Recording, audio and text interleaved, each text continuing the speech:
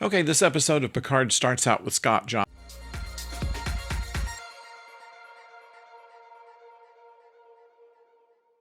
Hello out there, I'm the oldest nerd, and we have to say that Stardust City Rag is probably the darkest episode of Picard that we've seen so far.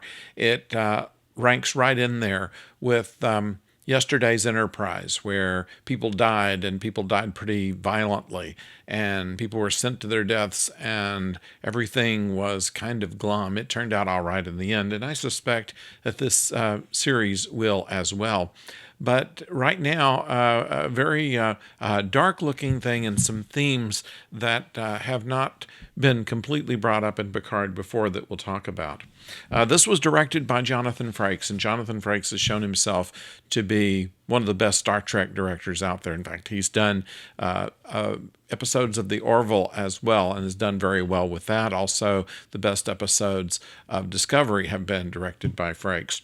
So we are going to Stardust City. This was after a David Bowie song as well as Free Cloud. But what it looks like to me is some kind of a mix between Las Vegas and Hong Kong. There's all kinds of neon. There's all kinds of anything you want to get, you can get, and even holographic advertisements that hit everybody but Elnor aboard the ship as they're getting into orbit.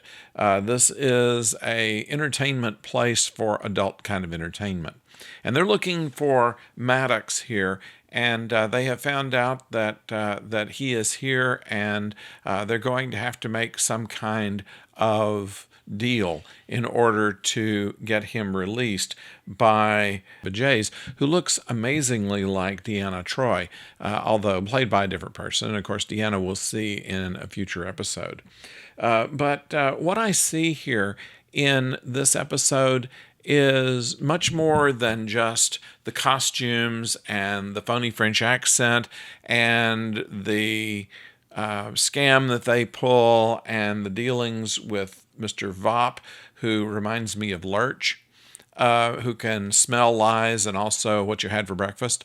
A little bit of comedy along with a little bit of very gross things like harvesting parts out of a Borg. This was Ikheb, who was featured in the last season of Voyager and became very close to Seven of Nine. And we find out that Seven of Nine had kind of a parental feeling for Ikheb and had to do the unthinkable and lives in regret of that now. And so what we see here is a lot of parental details. We already know that Elnor looks on Picard as a father figure. We already know that Agnes Jurati looks kind of on Maddox as kind of a father mentor figure. We know that now that Seven of Nine considered herself kind of a mother to Ikheb and almost a daughter figure.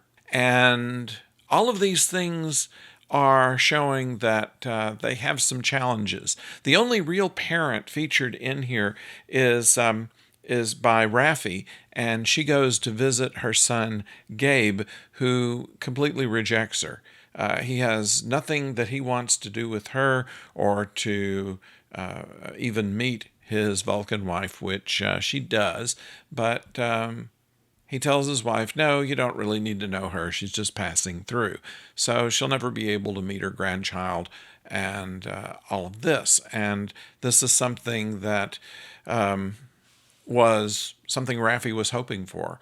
And so there's disappointment in being a parent, and there is pain in being a parent or parental figure, and there's pain in being a child of someone that you look up to and expect so much out of. And that seems to be what a lot of this episode is about. And it's such a dark episode that it's even better that some of the funny lines are in there, like Mr. Jupp pointing out to Rios what he had for breakfast that morning, the same way that they are found out in their masquerade, and Elnor says, "Are we still pretending?" And also the mention that none of the holographic ads came to him, and he felt a little bit left out, it would seem. We introduce the Fenris Rangers, and they explain a little bit more of what they're about. The neutral zone has collapsed. We didn't know this before. And so the Fenris Rangers have taken over the job of the Federation to try to keep peace in the area, since the Federation has basically thrown up its hands and gone away from this. They mention a few things that I found interesting. They mentioned in one of the ads a red bullion, and we all know that bullions are blue, so this is kind of a different kind of thing. So I kind of like that. The facer, which is short for interfacer, Rios is dressed up like some kind of exploitation movie pimp. They mentioned Quark in here, who is one of the references that Rios gives, so we know that Rios knows Quark, and so that gives an opening that maybe we'll see some of him in a future episode. And it always goes back to money. They talk about money a lot, or they talk about pricing a lot in this episode, where Rios tells Picard that if they're going to go to the Borg cube, it's going to cost him double. And so we don't really know what kind of money they're talking about in doing this. So much of this is something that we're watching and wondering how they're going to do. We find that maybe Jurati is a spy. Maybe she was either scared or put up to something by Commodore O. We know that Seven of Nine's original name was Annika, and Bajay's called her that. So they were very close at one time. An interesting episode. It's one that you have to watch more than once to really get all of the texture of it, and that's what makes it such a good episode. I'd like to know what you think about it. Give me a message below, and also if you have not subscribed or rung the bell, please do so. And in the meantime, we will get ready to review the next Doctor Who episode. But until then, don't go far.